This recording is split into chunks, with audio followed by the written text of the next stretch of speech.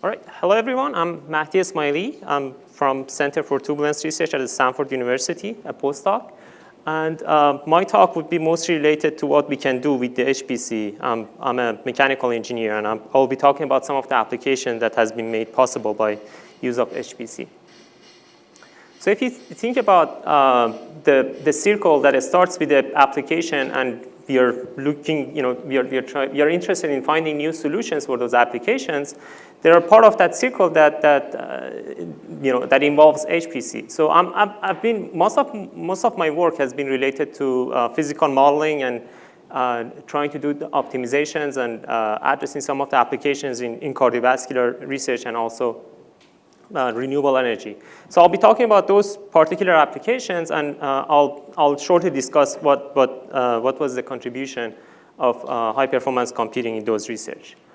So if you think about cardiovascular simulations, there are a wide variety of treatment methods, diagnostic techniques that has been made possible through simulations. I'm just showing you a few examples. We have, for example, cerebral aneurysm. It's basically a dilatation of one of the arteries inside the brain that can rupture in certain scenarios. So people have been trying to simulate the flow through these arteries and trying to predict what is causing these ruptures. Particle deposition in the lungs, that's another example, or abdominal aortic aneurysm. This is a complication similar to the cerebral aneurysm, but occurs in the abdomen.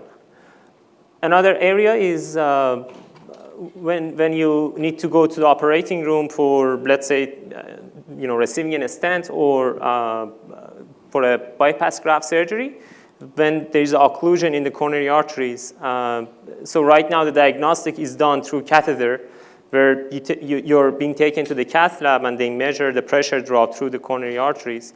But now there is a company in the Bay Area that has been trying to replace that procedure with CFD, basically doing simulations rather than doing intrusive measurements by model construction and prediction of the pressure drop. Another area is designing, for example, artificial heart valves, trying to come up with better ways of manufacturing these devices. And another application is in the congenital heart disease, which was the project of my PhD, and I'll be talking more about that particular application. So what we're dealing with are these newborns that are, in contrast to a normal subject, have a single ventricle. In a normal human being, you have two ventricles, left and right, that are pumping the blood to your body and to the lungs. But in this patient, you have just one of those ventricles functional. So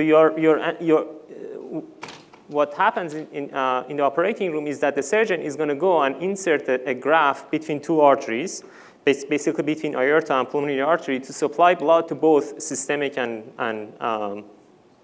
pulmonary arteries. So the question that you were asking is that, given that this surgery has been done in the operating room, let's say for 50 or 60 years, it started 60 years ago, but the rate of mortality is still as high as, let's say, 30%, 40%. Can we do simulations of this and optimization of this surgery such that to reduce let's say, the rate of mortality among these patients? So that's required performing simulations of the circulatory system in these patients, and as well as doing a formal optimization. So if you look at the clinical procedure, the patient are initially taken to the operating room, let's say 1 or 2 days after birth. They go through one open chest surgeries where they insert a shunt between the aorta and pulmonary artery.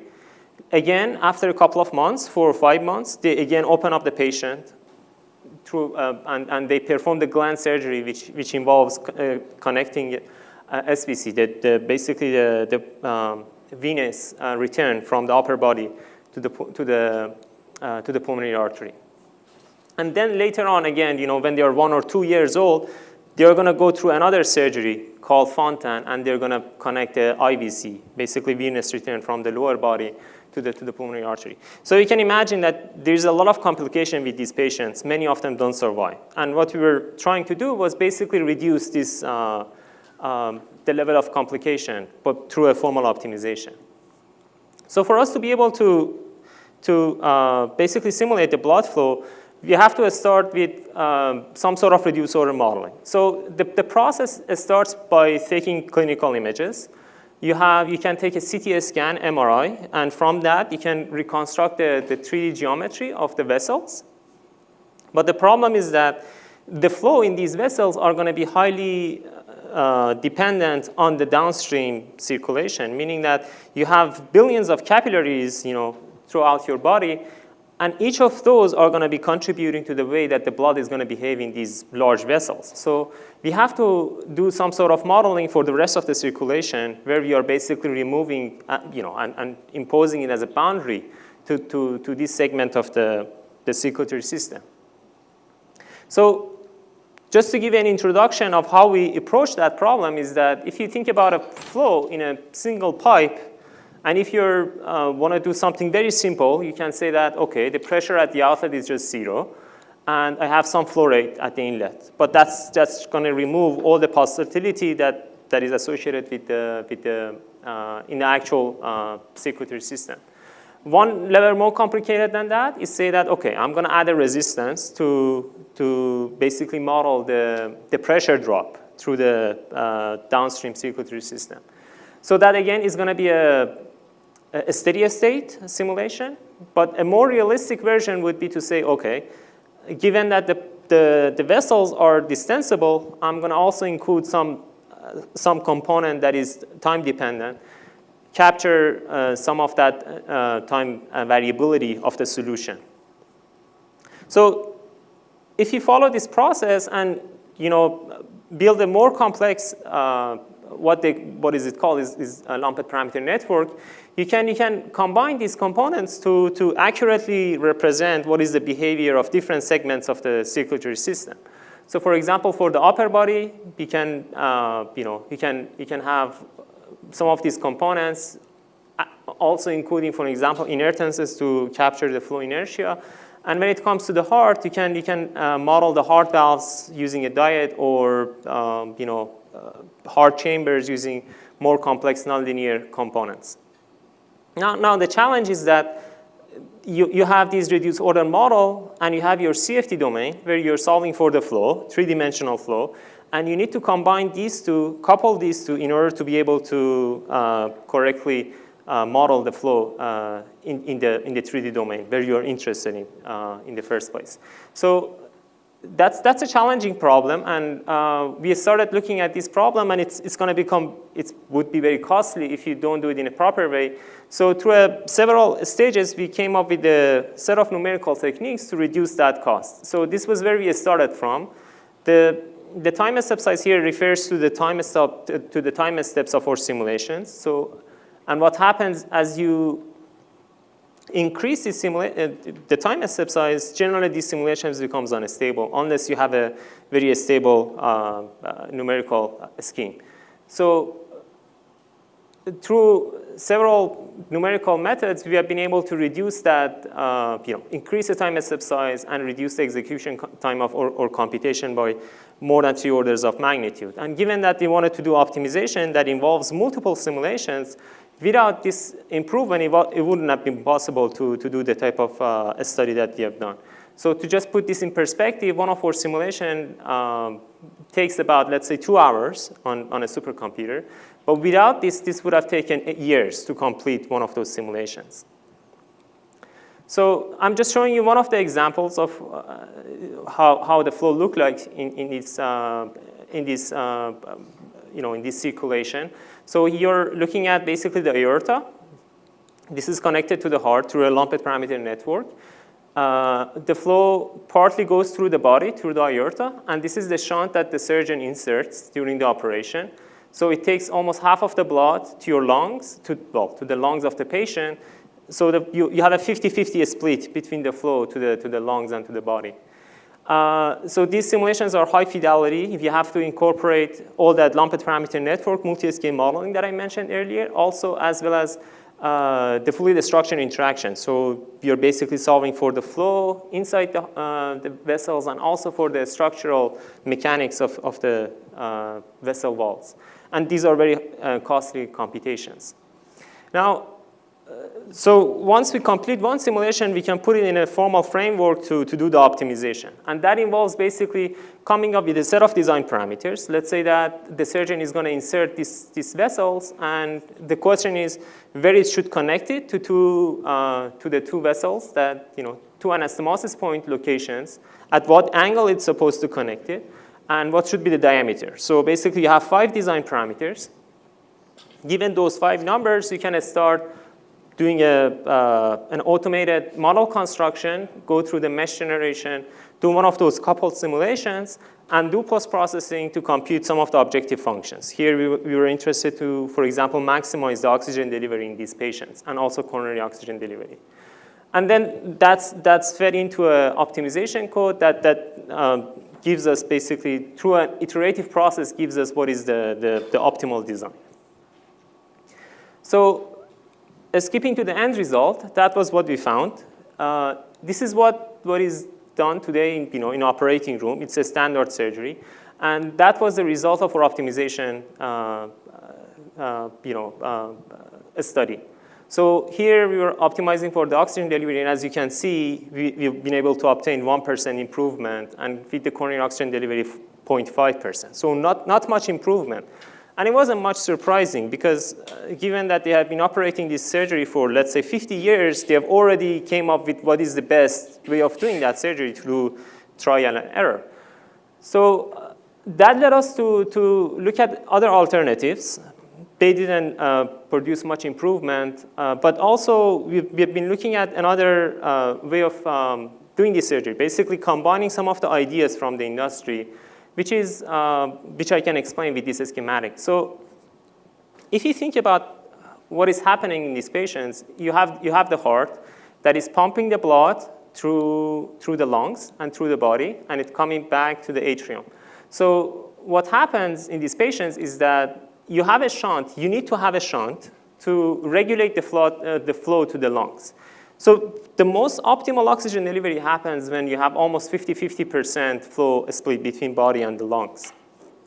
And because the resistance of the lungs is much lower than the body, the surgeon needs to insert a shunt as a resistance to regulate that flow.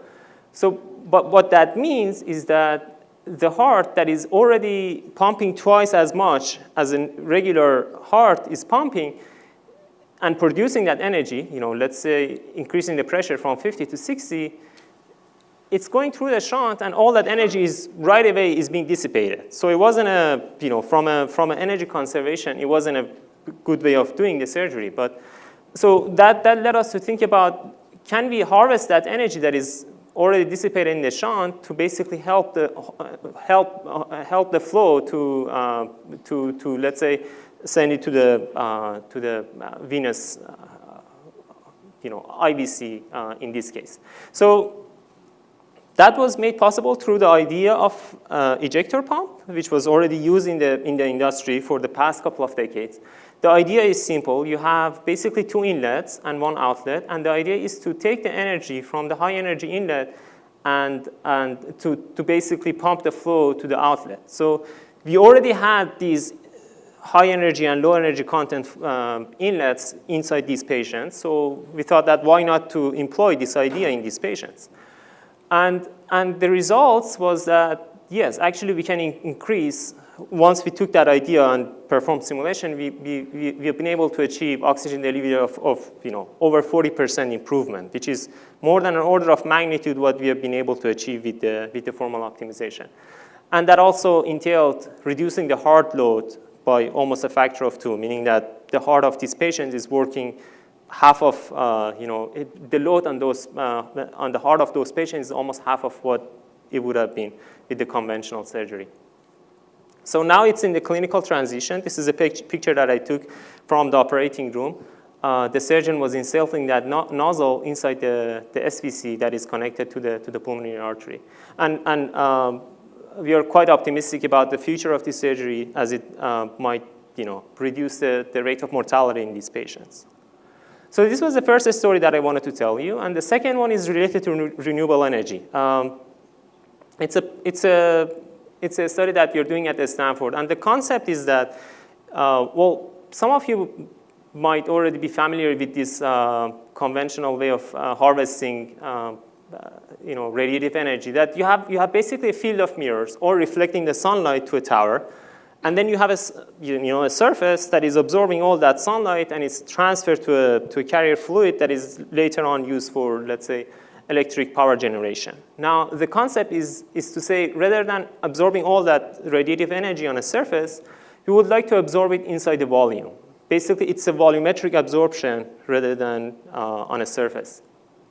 And this is a very complex problem, multi-physics problem. It involves well, the flow is going to be turbulent. You have the radiation interaction with the particles.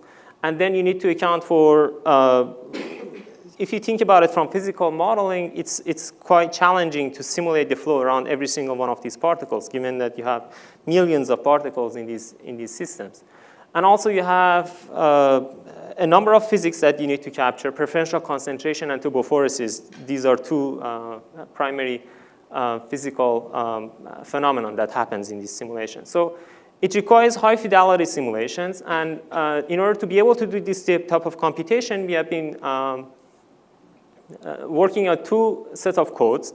One of them has been developed at the mechanical engineering, it's called Solel MPI. There's also the computer science at the Stanford is also designing in parallel another code called Solel X, that is based on a different architecture. But this is the idea behind this code is to basically set a benchmark for them to see whether they can improve the performance of these computations. So I'm just showing you some of the scalability that we have been able to achieve with this code. It's basically a Fortran MPI, very standard. And these are the performance tests, I think from Titan, that we've been able to almost scale up to 10,000 processors. So here we have to capture for radiation transport, fluid flow, and also Lagrangian particles. And just show you one of the results of this type of computation. What you're looking at is the flow of these particles through one of basically the duct. It's a square cross-section duct. You have the radiation incident from the side. So the particles, each of these dots are basically those particles. In reality, they are 12 micron nickel particles. And the carrier flow is basically air. The Reynolds number is high enough such that the flow is turbulent. So that's all these high detail features that you see in the flow are a result of that. And you see the migration of particle toward the walls that is known as turbophoresis. And it has a high impact on how the performance of these devices are going to be. So we can do analysis of this flow, and what you're going to observe is that the temperature of the particles near the solid boundaries are going to be much, much higher than the center of the flow. And that could be alarming because of implication it has in terms of what it can cause, let's say, in terms of the device, for example, wall can melt and it can cause more issues. So we have been looking at physical modeling of these systems. I'm showing you the temperature of these particles at 3 different Reynolds number. So as you increase the velocity, the Reynolds number is going to increase in these systems, and you're going to see more detailed features. And again, the major implication is that you're going to see much, much higher temperature near the wall. So this was, throughout this, using simulation, we have been able to predict this before going and actually manufacturing it, so we can prevent that. And also, we have learned about the importance of, for example, particle-particle collision modeling. So what you're looking at are the particles near the solid boundaries. And as you can see, including some sort of collision modeling is going to decrease the concentration of particles from the near solid boundaries significantly. So it has major implication on the design of these devices. I think with that, I'll take any questions.